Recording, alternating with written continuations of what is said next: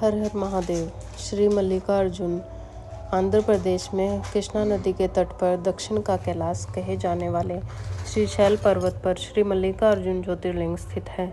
महाभारत, शिव पुराण तथा पद्म पुराण आदि ग्रंथों में इसकी महिमा और महत्ता का विस्तार से वर्णन किया गया है।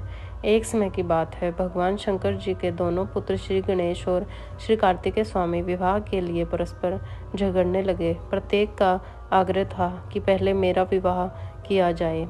उन्हें लड़ते झगड़ते देखकर भगवान शंकर और माता पार्वती ने कहा, तुम लोगों में से जो पहले पूरी पृथ्वी का चक्कर लगाकर यहाँ वापस लौट आएगा, उसी का विवाह पहले किया जाएगा।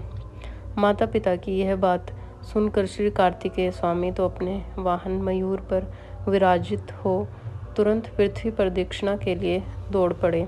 लेकिन गणेश जी के लिए तो यह कार्य बड़ा ही कठिन था। एक तो उनकी काया स्थूल थी और दूसरे उनका वाहन भी मूषक चूहा था। भला वे दौड़ में स्वामी कार्तिकेय की बराबरी किस प्रकार कर पाते। लेकिन उनकी काया जितनी स्थूल थी, बुद्धि उसी के अनुपात में सूक्ष्म और तीक्ष्ण थी।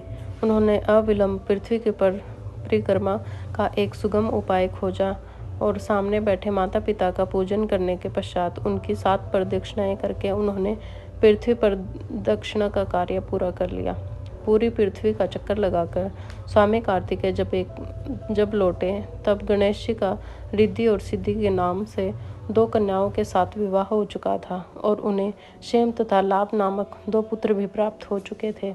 यह सब देखकर स्वामी कार्तिकेय अत्यंत रुष्ट और कौंच पर्वत पर चले गए।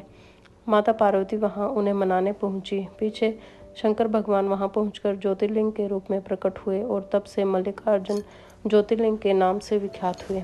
इनकी अर्चना सर्वप्रथम मल्लिका पुष्पों से की गई थी। मल्लिकार्जुन नाम पड़ने का यह कारण है। एक दूसरी कथा यह भी कही जाती है कि इस शैल पर्वत के निकट किसी समय राजा चंद्रगुप्त की राजधानी थी और किसी विपत्ति विशेष के निवारणार्थ उनकी एक कन्या महल से निकलकर इस पर्वतराज के आश्रम में आकर यहाँ के गोपों के साथ रहने लगी। उस कन्या के पास एक बड़ी ही शुभ लक्षणा सुंदर श्यामा गौ थी। उस गौ का दूध रात में कोई चोरी से दूह ले जाता था। एक दिन संयोगवश उस राजकन्या ने चोर को दूध दूहते देख लिया और क्रुद्ध होकर उस चोर की ओर दौड़ी, किंतु गौ के पास पहुंचकर उसने देखा कि वहां शिवलिंग के अतिरिक्त और कुछ नहीं है। राजकुमारी ने कुछ समय पश्चात उस शिवलिंग पर एक विशाल मंदिर का निर्माण कराया। यही शिवलिंग मल्लिकार्जुन के नाम से प्रसिद्ध है। शिवरात्रि के पर्व पर यहाँ बड़ा मेला लगता है। इस शिवलिंग का दर्शन, पूजन एवं अर्चना करने वाले भक्तों की सभी मनोकामनाएं पूरी होती हैं। उनकी भगवान शिव के चरणों में स्थित प्रीति हो जाती है। दैहिक, दैविक, भौतिक सभी प्रकार की बाधाओं से वे मुक्त हो जाते हैं। हर हर महादेव।